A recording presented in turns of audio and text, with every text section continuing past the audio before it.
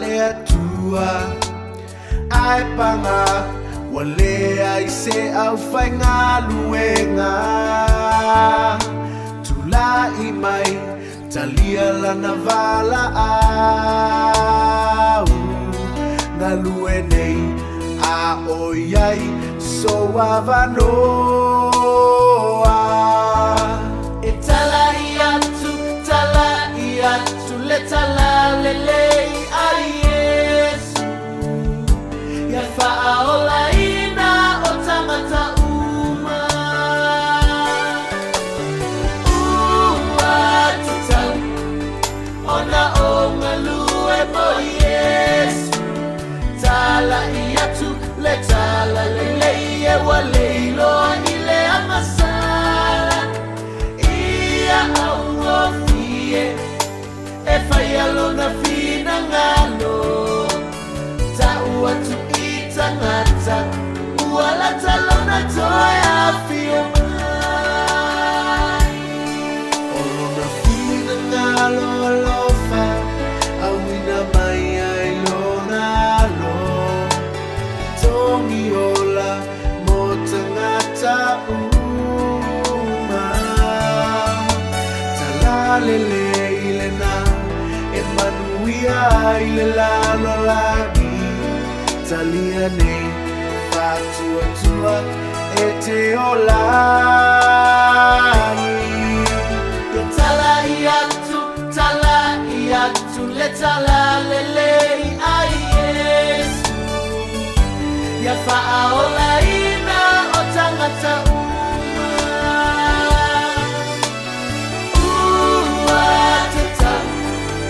ona o galue mo Iesu tala iatu le tala lelei e waleilo I le amasala ia auofie e fai alona fina ngalo tau atu I tangata uala talona toia fio mai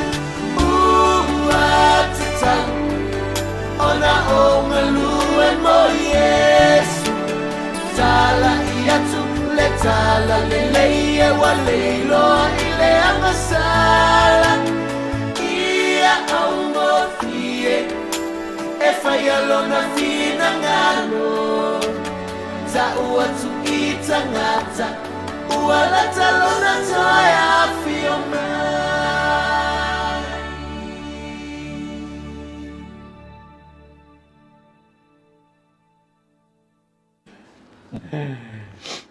O te fififo le fiafi to e o falovatu ma fafilo yatu ile so ina nei le tato fasoa ile tusi o galuega lau Aposetolo ia o se vaenga le tautua le mau ia Iesu ia fapefo I le lagolago mai le Blue TV le fioganai ma le latou faigaluega I Aukilani Niusila famalolo falau manuia nei vaeaso I tautunuga sautu maua I se vaeaso fifia ia amataga nei tausaga I le lofa o le tua ia tatou o faigaluega masani foi lenei o loo tautu atu mo le tatou faasoa nei fiafi pepe sokimi tagaloa vaoga I se lani posi ia faapea foʻi e moana ia maʻu nei tui fanene faapea le tatou insinia le susuga ia le ma o loo matou galue atu lenei fiafi mai ma le pone I Australia Mana sini ava no tatou toe fisile fai foi mana ia tatou viewers o tatou o ma paanga le tala le leia. Pena latou whaavanoina o latou taimi ma mai mo mai.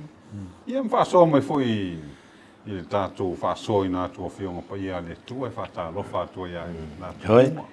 Au te fia whawhilo I whapitoa I le uso ia ina I tatou paanga ia le masani ona whasoa mai. Le uso atu pa I latu posi mai I Samoa ia fape foi le uso ia ungia Tavita Fuiava ia matolu le sla galue tawa o ia le io le uso atu punu tolu Ia, ke le lopo I ngisi ai. To te lai la tu tuan nei teimi. to te lai la tu mafuta mai mo mai. E mo lo faso mai ia. Ia. Ma dia talo mai ia. Na o pia o Wali ile baku ia la kuswa. Ia. Age lo to tele ni. Ia. Ia. Fatua so alo le si masani na. Noreen. Ia. Ke langa ka ke alo al mele ole lau ngo wai ia le ngo misi. E misi ia. Tele ala e sisila ma mai mo mai ia. E lo ma wola tu swafa. Fa tai mo le talo mai. Mafuta mai. Se foi le mafuta mai te mi uma. Faso ia fionga le li.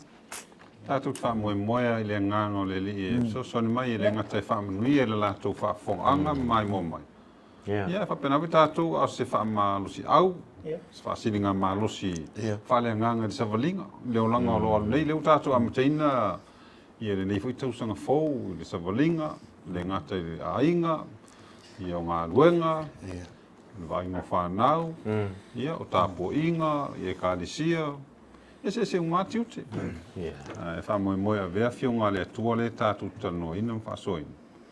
Ia, e toe wha manatu me pea I tātou uma le alofa siri ese o le atua malanta I ta inga manona alofa I tātou. Ia wa le fta masina mo molni nei. Ni tu sanga lua fe lo lima. Fa tai vo le tua le. Ia ba ni tengi le ka ke. E ui ainga. Fa solo ma. Lo ta ko ia ka ke. Whakau waa leo langa. Ia, ele ngata I le aulia o le nei tau fo ia au te langona sa telefoni nai whala vela. Sa whea ngai mua nei o tātou a inga sa mo I so se mea. Ele ngata le nei o tulu o lo to so fo mo tātou iai. Ia, so se stafo le lalo lang.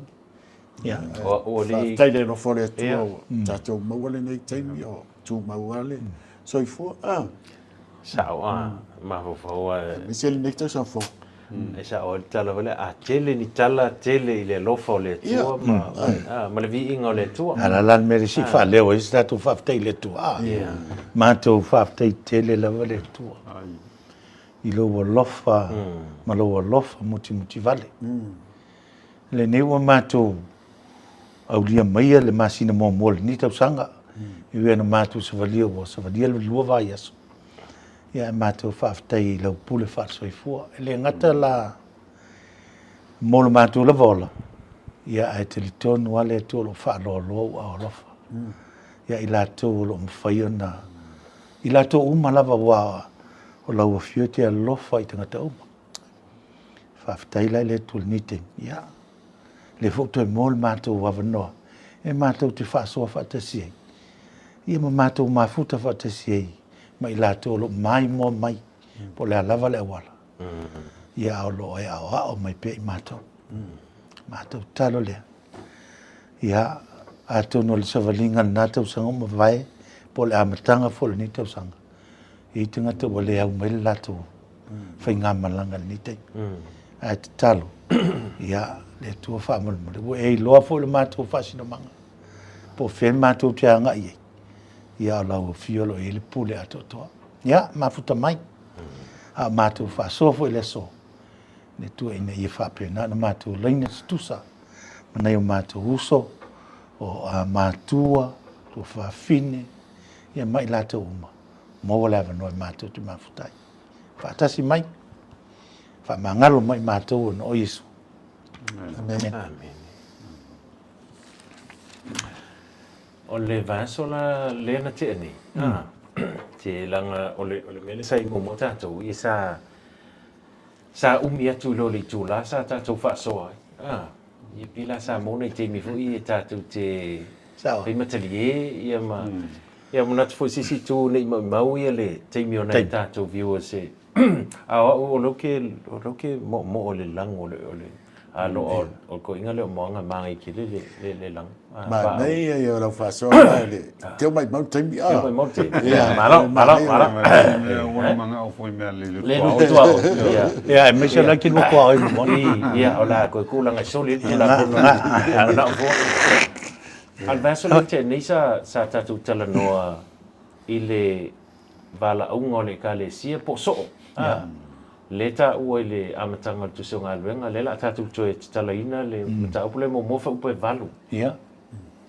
le fai mai o la tu o moli mau le fai mai I su ia pe fa pe te lopo ama fai le mafa mo le ana tu atu lunga ia tatu slide le na e fai mai le fam talanga na le fai upu na valu an ta upu mo tu se Galuega. But you will receive power when the Holy Spirit comes upon you, and you will be my witnesses in Jerusalem and in all Judea and Samaria and to the ends of the earth. Alelo ilunga fa Samoa ya tilo mani no fa Samoa ai mo e utou le mana pe afio ifo le nganga pa I lunga ya te utou. Ona fa ile utou mamoli mau I Jerusalema I Uteia, ma Samaria, ma tulu inga umalava. O le lalang. O le la sa tatou va ai vasolen te nei fa I u tatou fa so le tatou te fa so. I le winga o le vala unga le ta o mori mau. O le vala unga le kalesia po so. Le ua I kalesia le sa fa I u le tu se Yohane le la sa uni Iesu e awinatu. Le la tatou toe te so ona na vava ai le tite mo sintemi I on tatou me I lola le ile fa fanua le na mai Iesu o fa tinonga la tu Galuega le ia tatou fai ulo le fiafine ile malo si anga po le mana me fa yon fa tino la tu Galuega ia le molima ele ngata ile a tui ele ngata ile o le mana ia o le fai upu le valu ele ngata o le ua sa uni Iesu e wina lo na so ai o le la wese Iesu ia mantua la le taimi le o fai ia le ia fa mani yanga fa pitoa Iesu I ona so wale la sa uni Iesu e wese mar so ifua ma le lo langi so le taua na ia tia o le fai upu le vai o le ta upu le momua o le na fai fa pitoa Iesu e maua o tole mana pe a fio ifo le anganga pa ia lunga ia te o tau o fa sa mona le comes upon you o lona winga o le taua ele o sauru fa pe sauru nganga pa ia I au tafa o tau ko e sau lunga ia te o tau o lona winga ele te tau na Iesu o le Aposetolo le le te tau ona fa mo sona lava malos ia ala me lela ari tangaloma pepe o manule mai alfa so mai amon lela foi tau ina foi upu le mo mua e tau su tasta nana o mai se si manga foi le I foi upu le Galuega na mai le so lu fa so I lunga tatou slide pa pe tanga I Galuega mo mua lela tatou foi tau mal foi mo mua e fanga tel foi upu se futasi lela foi tau langa langa ia lau ko sila teo filoi na o tu sia le ulua itala I mea umalava na amata o na whaia Iesu ma o atu. E o I le aso na ave na e ai o ia. Ina ua uma o na polo ai atu le nganga pa ia I le au Aposetolo e na filifilia ia. Ua mawailon ti ngā o na ia wha ai loa atu ai lea o ia e ia lava ia te I lātou. Ua toi soifua mai. Ua wha maonia I wha ai longa I tele. E fa se fulu po ua I loa ai o ia e I lātou. Mana whetalai atu I mea ale malo o le atua. Sa wha poto fo I lātou mai ia. O na whetalai atu lea o ia ia te I lātou. A ua tu ua Jerusalema, a ia whaatali I le mea na fola ina el tama.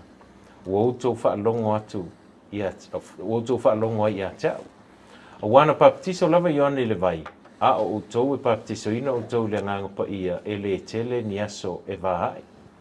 O poto I lātou o na lātou fisile atu le ia te ia o whapea mai. Le li ie. O na pone ia te toe fuata I mai eile malo ia Israelu. A ua whetalai atu ia te lātou. E le tusa o na outou I loa o na pō ma o na tausanga o tu uai il tama I lana lava pule. Ai pitai, o le a maua outou le mana. Pe a fio ifo le ngang pa I lunga ia te utou. E faifo outou mamoli mau ia te au I Jerusalema ma I Uteia o malava. Ma Samaria e o lava I tulu inga o le lalolangi. O whetala iatu o ia mea. ona si itia le o ia, a o lātou vai atu, ua avea fo'i o ia i le ao na i o lātou luma. Ua lātou tuli mata ia e le langi, aia fioa e o ia, whauta fo. O tangata e to tolu o tutu mai i ate i lātou ma ofu sina. Tangata e to lua, o tutu mai i ate i lātou ma ofu sina. Ua lāwhai mai, o tou tangata kalila iae. Se ale mea tau te tutu ai ma wa ai le langi. O Iesu le nā wa ave na e na i ate utou i le langi. E wha pe fo i ona toi a fio mai o ia. E pei o lona fio atu i le langi. O outou wa ai ai. Alo. Si o mangalan na le o me feu pule ai. Alu. Ao le yo la ka ko ing. Si va ai ala matanga le fai punga momoa. Yeah. Ta o le ngole te fuilo. Te fil. Pe fo li ngamai. O le te mo fai fo ia. E mori e ave se mori ma. E mori ma wi me na tu. A desi lo inga le fifa long fo ia. E te fit. Le mori ma mo mo e me na tu. Yeah. O le tui vai ngau le tātou Iesu, e se le Iesu na tā pena le lei o na so. Wale, a leka ke mo i le nga lava isi aso in koe so i fua Iesu ma le tunga mau koe mafuta ma le uri le fast food aso. Yeah. Tā pena le lei ma koe whaai loa tidi iai ia ungi o ese ma Jerusalem. Whaatali le na folofoloina. Le, ma koe Iesu ai na folofolo mai a fio atu le langi ai au ina mai le fisosoani. E toi whaamanatu ia i la tau, me ngā ia o atu maa. Yeah. Ia a toi mesi tiu teo le ngā pai le kau ke maua le tuspa ia. Le ngata e whaai loa mai le anga sala, e whaai loa mai le ami o tonu Iesu, e whaai loa mai man whaamisinonga tonu au. Ala tama? Tama. E tā pena le Iesu ia le au so. Yeah. Man tua fofolaga na Iesu lena tatou vaai i le tusi o evangelia Ioane. E Ioane sufasulono. Nga lena folofola Iesu i ona soo ia ia le malanga po le awina mai le o le mea alofa faapitoa lea a le langa. Yeah. So le la e tāua i le vaavaai ia le amatanga o le tusi lau. E pea o luka le tusi o ngadu. Te sunga lunga ta ua nisi o le volume lona lua le a luka. Ona o luka o tustala na o le tusi o ngalua. Ai mana ia wai. E whesau ta ia le whai upu lea wau luka. Le whai koe valu lea le ngā lua ngā lau Aposetolo. Ma le wha au maina fo le tusi a luka ia le... le whaitawa lea whapea. Whai koe whasu valu ma le whasu ma le iwa o le luka le lusu ma wha. Mai. O mori mau fo i o tau i nei mea. Whaauta fo. O te awina mai a te o tau le na folafolaina e lo utama. Ai o tau no nofo i le ai o Jerusalema. Se ia maua e o tau le mana mai lunga. Nunga winga la o le sife au lea o mai. Wai whaifua mame uma pe au noa ma le whaatanga ina o le nganga o le tuaia o mai. Ma wha mana ina le ngā luanga. Ia na fitua mwhai leanga wa aile i wa venga mwhai longa ma peonga tātou mai tau ina wa le laka ko wa vai nge i le mori mau ngā luanga le Aposetolo. E maka ukia le ngā luanga le nganga whaanga ina i la tōne. Me nai tāua i le whai upu lea e walu o le mta upu maumua lea o le tusi o ngādua. E leno tāua ai. E leo whai mai Iesu i leo Aposetolo. E fio mai lea ngang pa ia. Nā anu lea i sesi mea. E fio mai i lunga ia te o tau. O rona winga, e le ai, i lo utitilo e male vavai. E le ai se loto e fai o le au Aposetolo. Pe ale ai le ngā pa ia te ia ngā ruenga. E ma ko dia O le mana ia na o le mea. E ka ko e fo ia i ko le commission. Il whamtalanga le sua ia te au le pule. O le foi la ki au inga ko. O e whaino malawa maso. E o le fulfolanga lana i a veo ko mamori mau. A o leilu maa le a foi le manga le. E a vea la au tau mamori mau. A i ele teimi whaapitoa. E whaamamana ina ele mori manga. E mangi vele o le faske puinga le fingole. Yeah. Kai te yang ka o tanga loa e maua o tole mana. Longa winga o le manaia le o le ofo mo le fetalinga le Iesu ma le fofola. E maua e au apostolo le mana. E fai ere ngā nuenga. Pe a fio mai le ngang pa ia. A le ila le ngang pa ia ia. Al mawhangwhalana le tātou ai mo i ao le tātou tele i kawātu suluka. Tu stala tu sungalua. A le tātou so o me tu so iane, ona na o Ioane. Lea e wha mawina le wha tā ua a Iesu i le fio mai o le ngang pa i. A le wala e pe a whaitaula i le mele tupu i wha taule i folfolanga le fio mai o le ngang pa i. I na o sauni Iesu e toi fo i le lang. E pei e toi te tangi mai ei upu ia na lesa tala noa i sulo na uso o lei i le Ioannes fulfa, Ioannes fuluono, a lela o whitawina la le Ioannes na sufa, mai le whi upu na se fuluono. Toi wha manatu a tiri mai ei upu ia Iesu, fa mei Iesu a o sauni e fo i le langa. O te whai atu fo i le tamao na fo ina mai le ia i a te utol tasif sosoani. Ina ia tu mau pe o ia ia te utou e whaavavau. O ia o le anganga pa ia. O le upu moni. E le mawhai e le lalulangi on talia o ia. O wā o le vaia o ia. O le ilofo o ia. A o utou. O utou ilo o ia. O wā tu mau pe ia ia te utou. E iei fo o ia i te tonu ia te utou. Stasi leo folfolanga Iesu. Wha lea la ua la whataunu ina i ele tuso ngalwa e fo ringa mo la e fo tanga tanga tele experience inga mele me isso le lo lo ya o ko lo ia to lo o to lo e me ka ria la fitaringa ya Iesu ai la sta ia le uso con le manga le e kari konguisi ele kari konguisi ia ai le fa pe Iesu me la ngisi o ko ngai lo o ise le lo ai vele ia a fa au le fai tau lalo i fo fai upona e se fulu iva e fe mantala i so to titi ona leva ai mai leo le lalo langi a tau mon kola le la ko fo Iesu la ai fe melankala ai va ai mai pe o to ia tau o le mafuanga o ngalanga o le u folfola le ngang po ia o le la afi o le ngang po ia la personal on tolu le la ia fa o wina galue nga Iesu fa tasi malau so male kalesia winga e ongo le ilo la langi mele a o le la e ilo la uli ia pa wal mele va ilo langi la to fo Iesu o le ai a o le kalesia la le a ve nei ma lo foi ka ko e longa vai a kurikingol me ko ai lo pa ka kongo pela le ata le lenga ko dia la le mo folfole su le uli o le la e o mal fa lango mal fa o penga inga le ngangole le tatu te meitawina i ngalo nga ia la apostolo o fingo fielan tal tonu ia le moto tangata mai la to ena ma futa le uli o ngo va venga mo fa longa ia la ko vai o fingo finga la to taliina ia le tala inga le no le marsi anga le le manna ma ko ia le ka ke va vai le focus i le manna i le power ia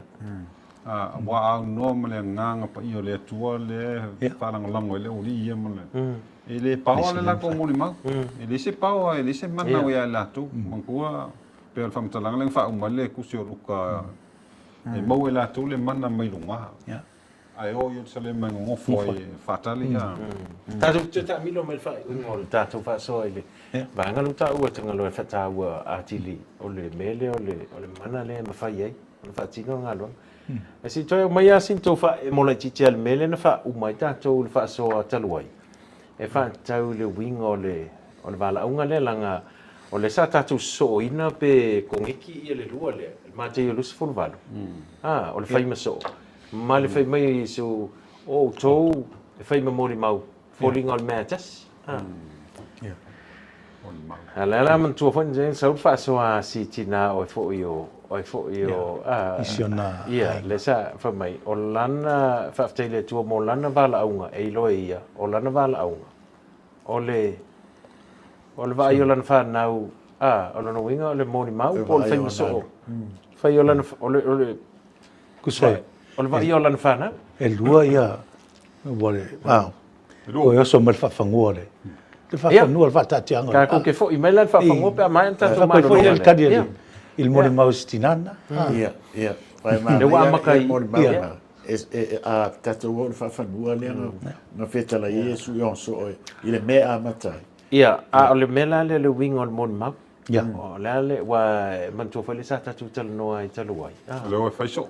ole moni mau le ia ole fa so ole moni mau fo ole upu le sa ole upu fo ele ni le sa ole upu le matulo mana tuala o so ole o so o Iesu ole muli ia Iesu o Iesu na maliu fa matulo ya ele ngata na o Iesu o nisi fo o no so na muli ia te na fa pe na fo me no o ia fa matala la fisili o mai o ma o ele so tatou pamata e nisi o tatou e ono o foi tulanga le ile wingol mele ole ve moli mau mo Iesu Ko fa na tu al mele ka kul mele tu ole upule ole o faiso e ainga male moli mau ia wala ngala i mai le siata wa ka fa solo mali percussion nga luanga le ata o se ki fango ole moli mau mo Iesu ki ako nga ma liu fa ma turo na mali fasia ona ole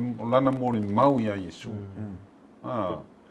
Toka foi wale kam foi fa kusale le winga le upule langa lua ia ai winga fa tasia kas ele vinga moli mau se me pa que le vai pe ai tela na fata mantuala so le na fifili Iesu o le tatu te baba ia tala anga o naiso na o ai ele tulanga na ile meta o bona na o na ia so fu so o Iesu ngi ala pe pia go moni mau tu sa Pe te oti.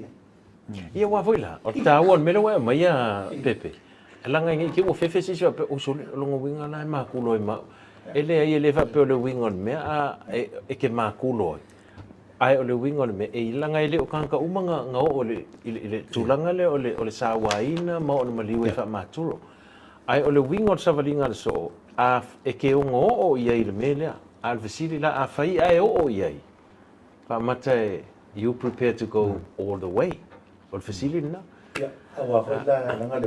o ki muli mai ole ke mul mai le ka valea ile me le moni mai sa wai ya ma le ka ko ngor si nga Mo mo si fi le le kalang me ko ko Iesu.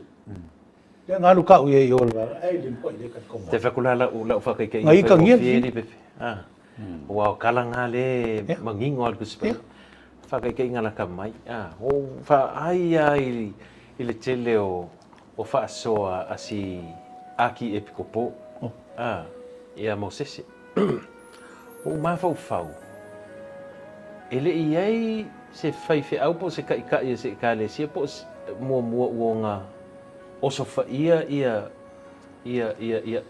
fa vai ia o nga luanga Iesu na me mo ki ngoa e kere ka le fifia ia si teitai ai o lai fai malona i loa o le mea te tau na fai o le fesila le fo i mai o fo i mea ka maka fa pelpele o lo ola ma lo tamari anga ma lo tau le leia pe o te man fa fifia o kangaka pe fai le mea te tau ona fai o te siri la le la fanga trai i tatou ranga le uka ka me pe se e kau ke mai tatala ki o le moni mau ia o le me komu ale le kau ke vai o le moni mau i le mea fai Iesu i soifu malo va so ia a tatou fo i mai tatou se e tu lo le i le fa fanua o le fa tino ino ngā luanga le o le moni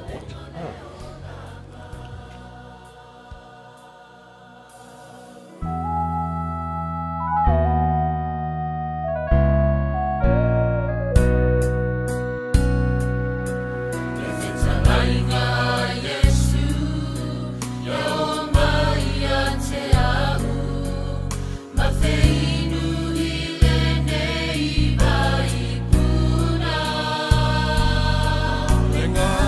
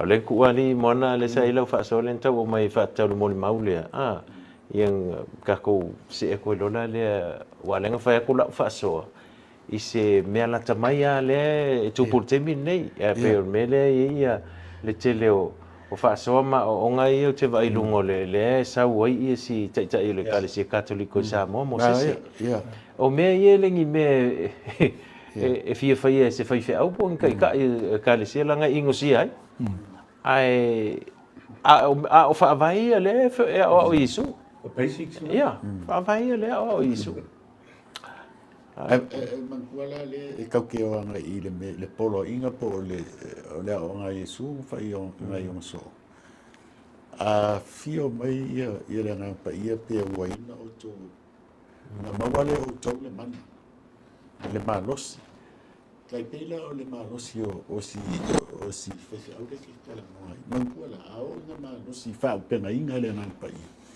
e le mawhainga koe fo i ka waku le mea na whai Iesu. Kai pela o le whiaule ave mamoli Iesu i o so.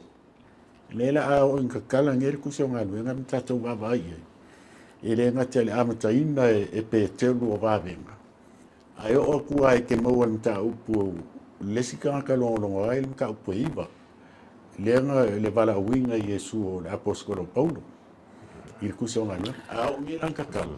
Kau ki kilo ele fa manga inga o kanga.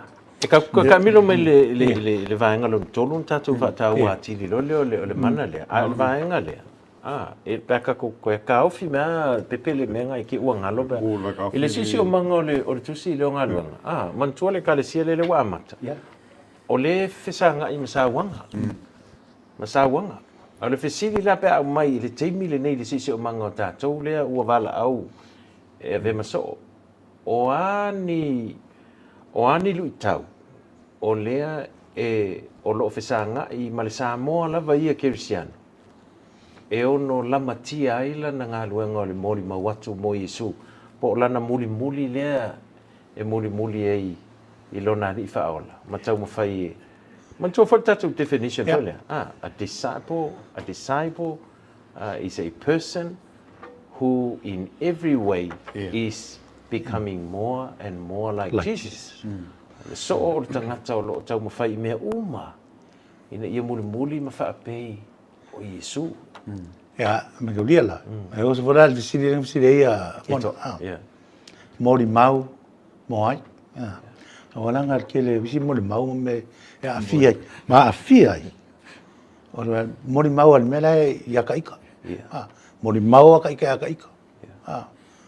Ele mori mau in mea fa Iesu mea fa Iesu mori mau soi fonga Iesu o le winga la tala ri pepe le masenga kupol mori mau mo au kuso le wo foi mai le mea ia u ele o Iesu sa le wala ngam faina langa lai e ma fer fa peles ia langa ka mori mau mo au ile mea u fa Iesu mo e kasi nga mori mau tau Mangala. Ia. Pela le sia tane tatu ta o le sikala o le iskamaro o le sa mo foi no mau mo sai o mea mo mai o mea.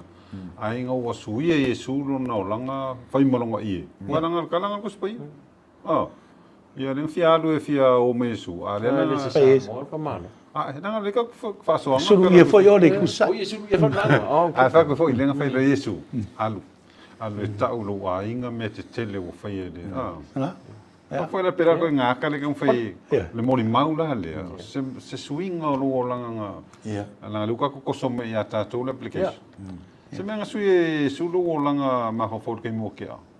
E o me le so. E fai mo kusi mele A le mai. skwela i tu langa e kelen ka ko fetu ina ma ai le physical side o le o le afianga o mo le mau pe ko la tu ko spa yang ka wai ma am o uma sa wanga ma tu ya nga fai.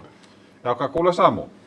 Ya nga i fikir chan samo o kuli mo la ko. Ngor kala ingor kala le lei a upuia ma. Ai mai sia la. Ele se me popole ai. Pe a fai la sa fai ele me kala fe ngai ma kom. Au mo i kang yei oi. Le la se me la pole me nga. Ma la fai e fa lango i. I le me le ka ko lango i le. Le manga le ngang po ia. Le fai lo fai u. Ai ka vole ai oi. El mori maula ngai. Mori mau nga wa le ka ke. Mori mau i kang yei kai ka.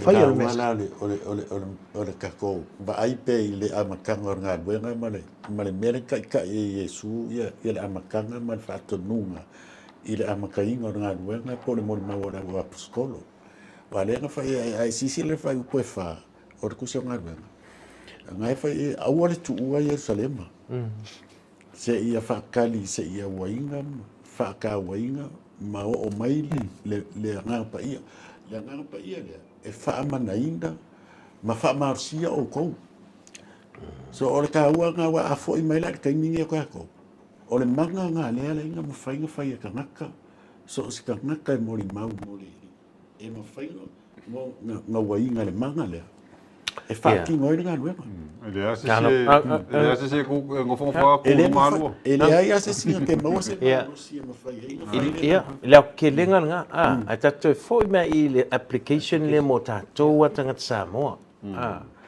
o le me mangingoa o lu itau ia fe ngai mata to le fatino ino o le ka mo fai muli ia Iesu lo puia mal fai ke inga mal kuwa ia o le tele a tato e tau mo fai le me fi ai ka ngaka e ka mo fai launga e fi fa longo i ka ngaka ai le o le launga o le fe au e mana o mia e tangata e le se senga o me e lua what the people need and what they want to hear por kiki venga. Por kiki la melnga e ka fai. Ai o le tangata la ia me valanga lo ke fa nga ko i si ka le ka le se ka koliko ma le mele te vai o mo fa longa. Nanga ile fe ngo fienga fa so fe o ka ia le li fa ola. To me le sa un fai ti o fo i a to no le sa lunga ne a me mo ia o me langa e against il ka ko human nature.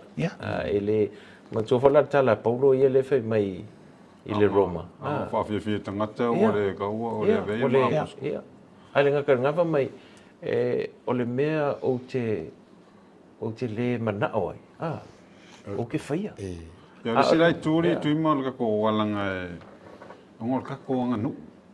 Fui le e musu ke o fei ka mai ngisi pe o le va fe lo lo. A o le fei fa so sa o le mele finga lo Iesu. Ma ko o Iesu le ko ke mo le mau. O Iesu le la nga ko le fei me Iesu ku spai. Ai lo se me ma ko ia. Se lo le motive fai ai. O le murmuri a Iesu e nga ke le pekia e le aini cultures e le aini it breaks umame kala lelei. E le fa pea la tatu te fa tawanga vale mala fo il tatu tu maleanga. E te le fa vai o fa tasi mal tala lelei. Ai ele me le kala fe ngai mal kala lelei lo nga fa kingo inga. O inga la e taona. e mangkua la pe ka ko ele mele polo inga e si la fia e mesia tato o ka wer ke siamo e ka ke lango inga le musu inga ka ile me ka unga na fa so mai sea le mea le kaipela le mena whaasoa si aki e pikopo le. I le mele o le umbanga whaasoa o fionga le ri. Ai ese la kua hua kengi. Awa o isi kengi a o whaasoa e whaikau le kuspa ia ese la ua la whaasoa.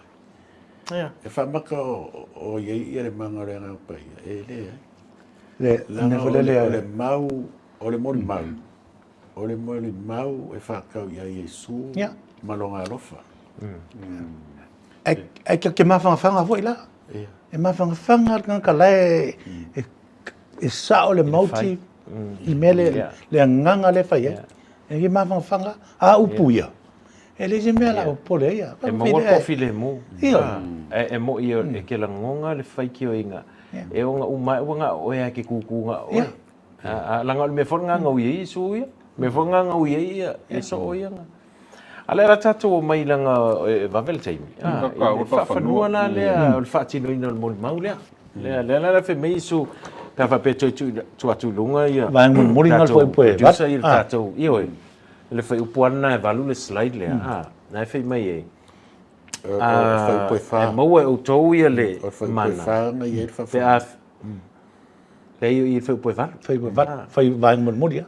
Whai upoe valu. O na tau pumo mua. Ai maua o tau le mana pe a whio ifo le ngang po I e lunga ia te tau na vele o tau ma mori mau. Mori mau mo Iesu e a mata I Jerusalema, Iuteia, Samaria, matulu inga uma le lalanga. Whaasolonga la lea. Le whaasolo mai Iesu a tiltilo la I pe a ngā se kau whawhaingo fia fo le lau whanua. O le tala noa Iesu mo na so wa o so o ia. O Iuteia uma. Kai kalonga se sio mangala I lato. Ia. A vaila I eva mai so tauna amata I lautou I lautou no I lautou ainga Jerusalema. Ia umar ngā karkala la kiki aku ikua. I le tu mano Iuteia le tonu Jerusalema. Ia umar ngā karkala la kiki aku ikua. I Samaria le si vaenga I lunga I matu. Ia umar ngā ia alwaku lo I kulu inga umole o le lalulang. Mele le ka le a. E mi dio o si vai nga le o so o le o Iesu. O ka mai mai Ka lei. Ia. O Jews. Ia. A lu Iesu dei a maka Jerusalem. Ia. A maka Jerusalem. Le lau ka ko vai le whanua pa le hata na mata mai ele tara le lei wala nga le ko kala ngor kemingi le wo o mai kulu inga umma le rangi kala le lei. O le pa Fela mera o e whawhangua kimi. Le whawhangua la oi le kulu inga umma le rangi le kala le lei. Paula le kiu ke le o le whaasoa pe o le kala le lei po whea lava e le ioi. Wa kere ka kai la ko ke le whaalongo le kala le lei. E whakau ia Iesu malonga. Kusal. Principal lea. Ioi. Ata ia le amui le ata e whakakia mai. Ko foi la le mori mau stina le whaasoa. O lai foi mai o langa mori mau o lai e kau foi I siang whanga. So, kasi, a kikiro la I lea ka Iesu. O le mori mau e amaka mai kongo le hainga. Nga mga o Iesu I o nga so o e o mo mori mea ngā o mai e. E whaere mori mau. A tau wha, wa matua le o wha o ngā ina Iesu le upu le a inga. A le wha o ngā Iesu le upu Jerusalema. A matai, matua la wali ia. O isa la elu o Iuteia uma la wali ia. O Jerusalema o lako lau mua, o lato ai lea. A mele Iesu a mata ina ele me tau te o mai ei. A mai ana ia o na so atu le ma Iuteia. Iuteia lau le tu malo te leo le tonu Jerusalema. Ia a mai ana o na whaso solo atu lea I Samaria. Ia Samaria la. O le sila I ku malo e se mai lunga ako. O tangata Iuteia fo. Ai le lila ko va. Au afkas. Hongo isi mafuanga I talafa silpito. Longo winga e fōlinga mau meisu ia ele ngata I tangata o lo ainga. Lata mai a te oi. Tangata I tua atu. Ia whapenga fo iu fili e kaunga. E kaufunga e mori mau iei. O i lau mori mau. Ma ia, e ala fo le langa tatu whaitau tuspai. Ma tala ango le ngā lua ngā Iesu. Ngā ui uma mai Iesu, iala I pifo la la ko malanga wale le ngā mga ole ranga e o sao a. A le ngā mga o Iesu e ui mai sa mari. Tusi fo ione le wha mau. Yeah. Stau i mafile wale lungo le vai. Mo te a o le I whaasoa Iesu. Langa whaatinu mai Na Iesu. wa o Iesu o so ia wala. Ya langa sa wali Iesu mo wha o ia lato. Au pe o makaulia la sa demonstrate Iesu yo. A le la wo mai I. Vele sa fa ngofia la ia Iesu wala I o le alo le tua. E ui sai tu tangat. A sa fa kinga Iesu sa fa kinga fa ilo. A le la wo mai lo I pe Iesu. Ya. E ma fai la kong fai me ngale ngo fai. Pe a mau e o tole mana. E le kaukala ngō pēr ke o kōri, le reality o le life. Yeah. Le apalai le application. Walanga ka ke mawhawhau le physical side o le awhainga o ka kerusiano. Ia ako e kumele le kako lakalaka mai pia kako Samoa, kerusian Samoa. E le vefe mao. Ia wailanga e le whape whaanga mingi au penga e posika mai kala e whai mai. Mo kua ka hika, mo ka whiki. Mawhawhau le I luinga I o savalinga o le whaatotua. E muli mai se peru po le alama se a upu maama. Ale la fo I mena I le talanga le titi o le whawhanua le. E a matai, e whameiso, e a matai I lato o e pito mai I a te utou, lata mai. Nong winga lo sisi o manga lata mai, Yerusalema. E mwhano whape o lo ainga, lo whanau, o lo tōlua. Le sa mo mau sao ma il tinale lisia so na tela ngono la na yel bala unga le o I pitaila ele ngata ila I le me Iesu e fa solo ku la uma inga onga so le makalaku yuteia e so ko ma mau fili e o ai kan ka ke e sa mo na e kele e fili o sa mo ele fia kala ngole sa mo Ala me Iesu e o ai tō fili mantua o Samaria. O tangata I o filio. O tangata I uteia leilano. Le vaenga leilano I le tumalo I uteia. Ia anga whataita I Iesu le mele me Iesu o ke oso koe I langa alefa o ngala le tuse ione le upole e ao o na ui atu o I Samaria. Nga le peki la Iesu le pālea. I ka foi le kiki pa le whawha Mo va te fa fa mo. I mena wala e ta o le ainga. Ka ulo la le ainga. E pe na ta ul to lu Whana. I ke le al me ngole. Yeah.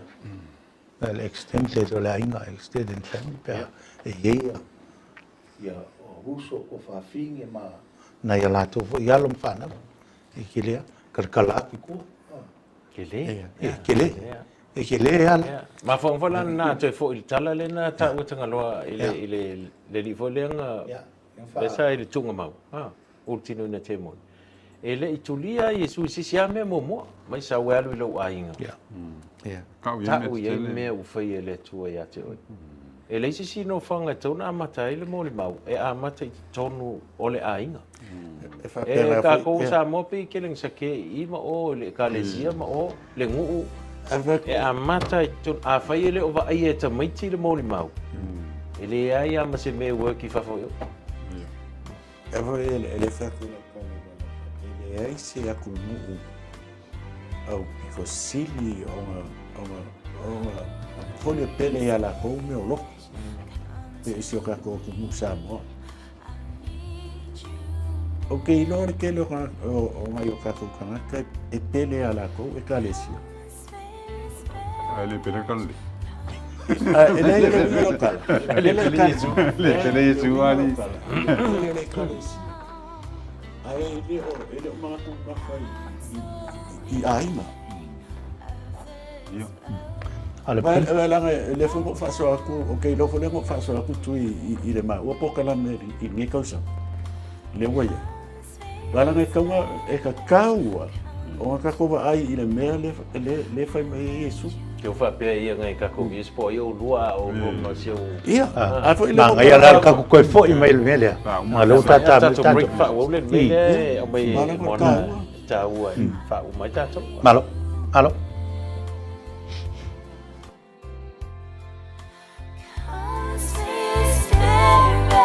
Come to me, my life is dead.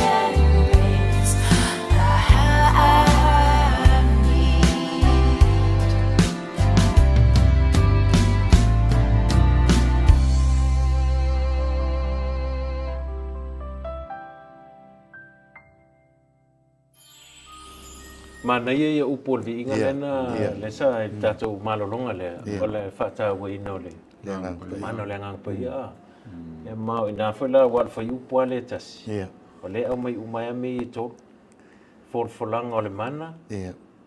ole galue nga tatou e fai la tasi male awala fa tino la fai u ia tatou vaenga mulmuli ni ile vaenga le lo ta u I ai maua o tole mana pe a fio I fo le nganga pa ia Ilu. ona vea ile o tau mamoli mau o le upu le whaonga ina I le ta wale mele o le mana Te pau. o le sau mai le upu e le ni le sau le upu le whapretani o le whangaia po le dynamite I le upu e le ni nga e sau e whaaliu mai le upu le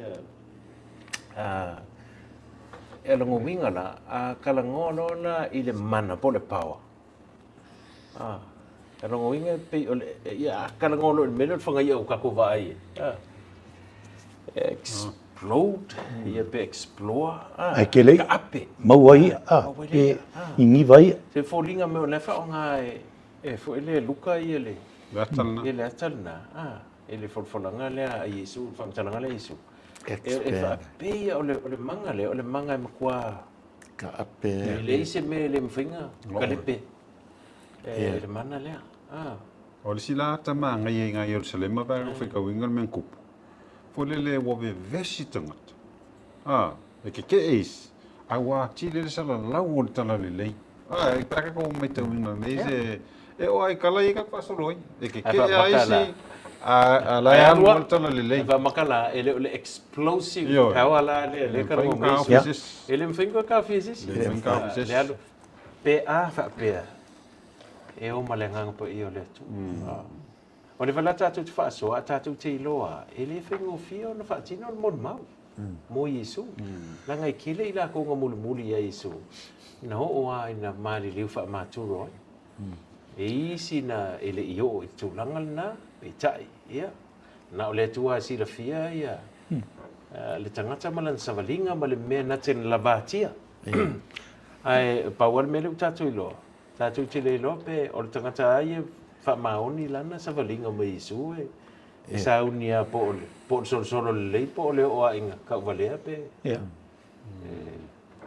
Ngala Ele.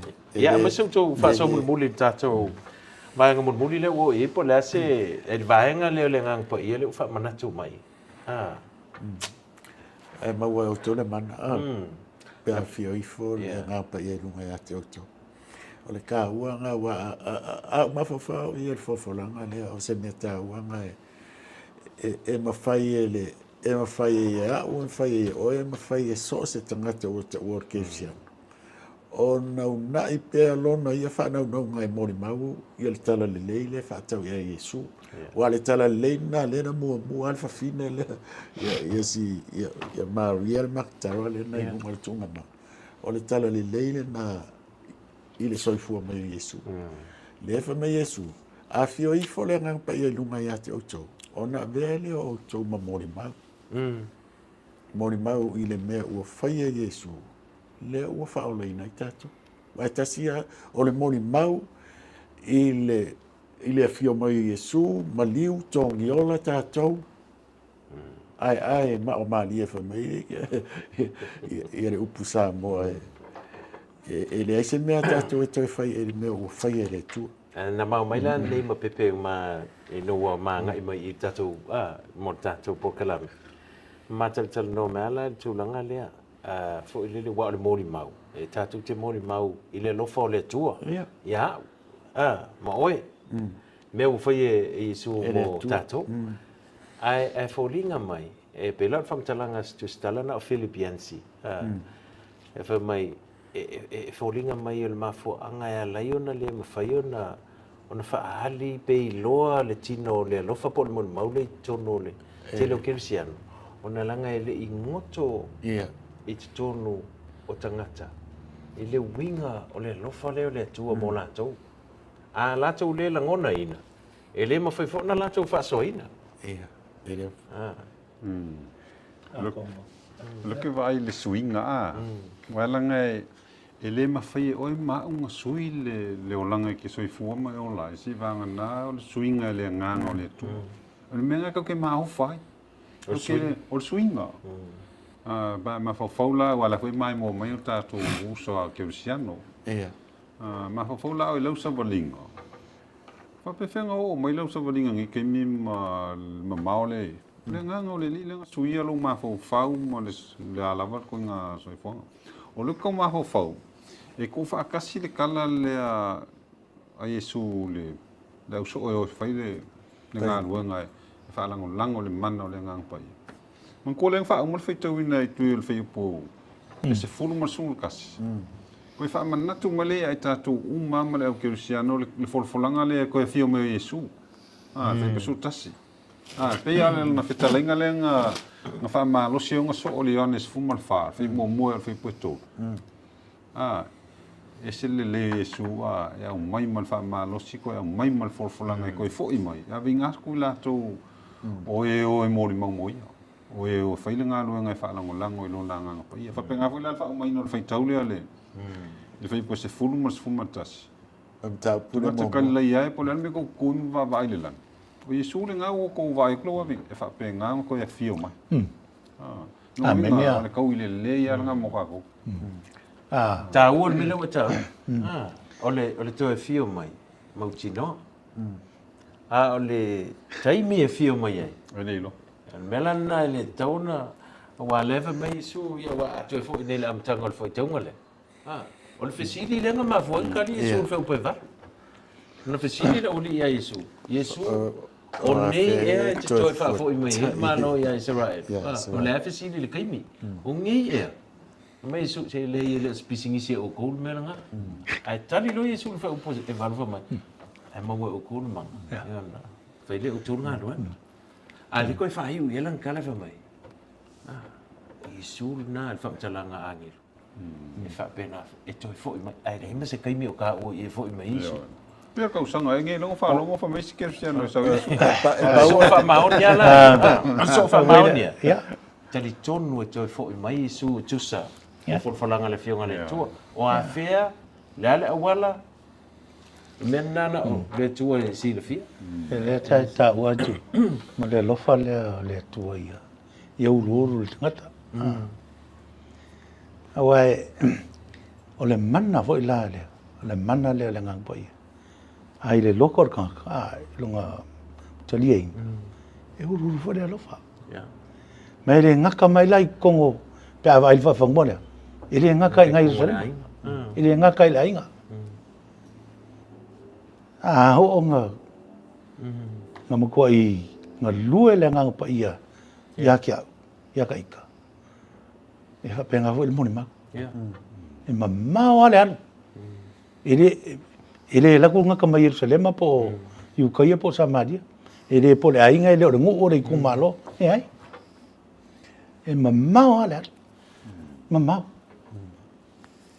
fisiri ese ai ala inga wa mama wainga le manga le kang pai mai le fa piko fo o kanga ko bo fai me fa kasi melanga pai ma la ma fa le fa piko sanga vai e kai pe ni fa piko fa so ai am tanga o le mana le e ma fai ai le Kerusiano wa so ia nga o lo inga kalia le mele fai Iesu o e fa kali Jerusalem o inga la lenga a makai o nga vai ia petelu yoange ma totelo lato ile winga o le famkalanga le Iesu ile manga le la ko ke mau o e kai pele fa so le ushape o le me la o mai ia ita makako ile kai ni o le ka wala le me o le a makai kongo le ainga o le moni mau awa e mafai e le ainga wai le mafai ko kasi nga ka kalmon ma e mafai fa nga o e ma ai le mafai ko kasi man ku ala le fainga Iesu e le yo kai ko kasi la wa posko nga o kai ko ko Ke loe, ari e mawhai a, ngā ka ika mana ngā pa ia whare. E mawhai. Ta koe whai lea. ai wala wala ka ko inga ko le inga ya ma faila fa pe ba ko ko la inga ye le ko inga le ngang ko ye la inga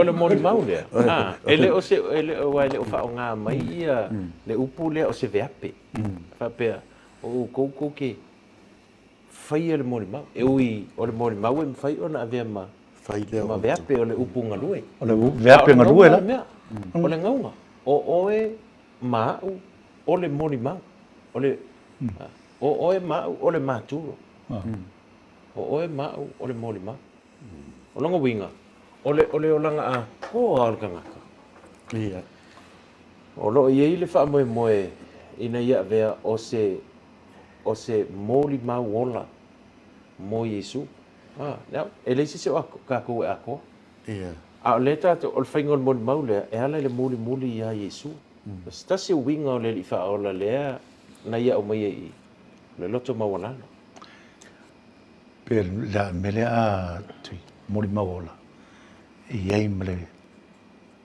sacrifice foinga no so se me ai ele se moli mau o moli mau e ona it's a living testimony o e mau le living testimony o le lofa o le tua a vai la ele mele le winga me lo fa ko ngi ile loko mau lalo le fa ka i mesu na si le fi Iesu fa mau lunga la so ma la ko fesili po ngi e e la ko si kia ai ku le la non malo rom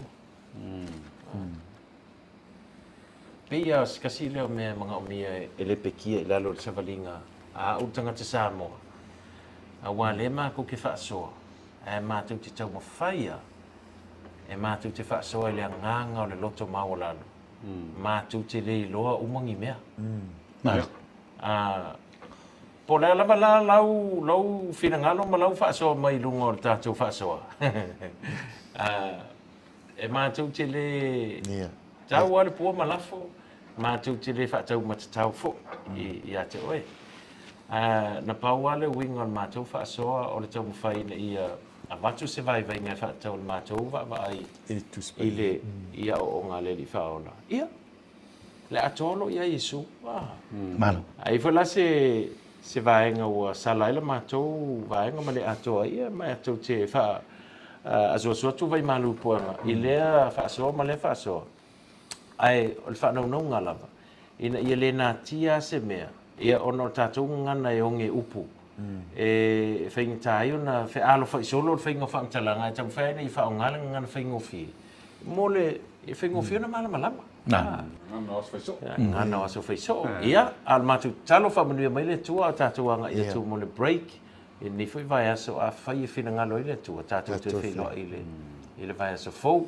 A uto o ona vai ma le lo se mea pepe tanga loa ai tui ma moana e fatasi ma sunga le ma fa o pe le unanga mo oe sa mo se o lava ile aso e fiu me tatu li Iesu na ta falta tu tal le tu fa aftai le no ma to fa so fa tasi o fionga fa aftai mo lau fa manga longa mo i ma to fa aftai le mo tino nga le ola fa va o fa o lai na eu tanga ta kirisiano u malava mai uia mātou te le ato atoa. Moni. A ua whaolaina i mātou ona mātou te tali tonu ia te oi Iesu. Mātou te tali tonu ia te oi. Po leale e ka le sia, po leale ua whaolaina ona o tali tonunga ia te oi ala le whātou atoa. Talo ina ia tangia le lofa lea. I awala maala mātou te whaasoa e lesi. Lesi sa moa, O upu e whai, o le whaasoa e whai. Ia mātou langona ina le alofa moni. Ina ua mātou langona le pai mai o lo alofa ia i mātou. Whamania iau tangata. O Iesu. Amen.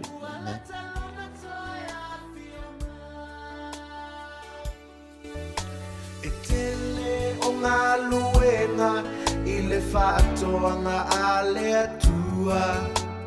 Ai panga wa lea I se au whai ngā luenga. La I mai talia lana vala au galue nei a oiai so avanoa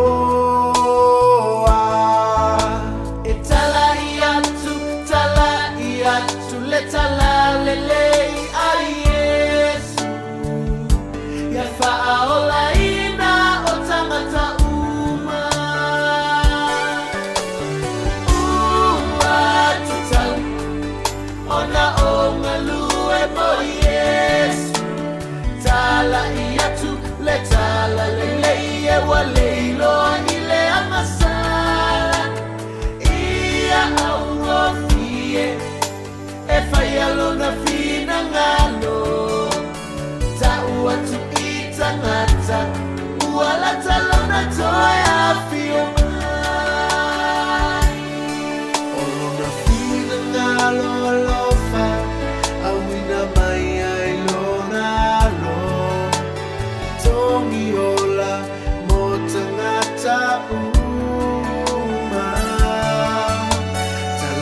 lele ile na e manuia ile la lolagi talia ne fatua tua e te olai ya tala iatu le tala lele ai Iesu ya faaola ina o tangata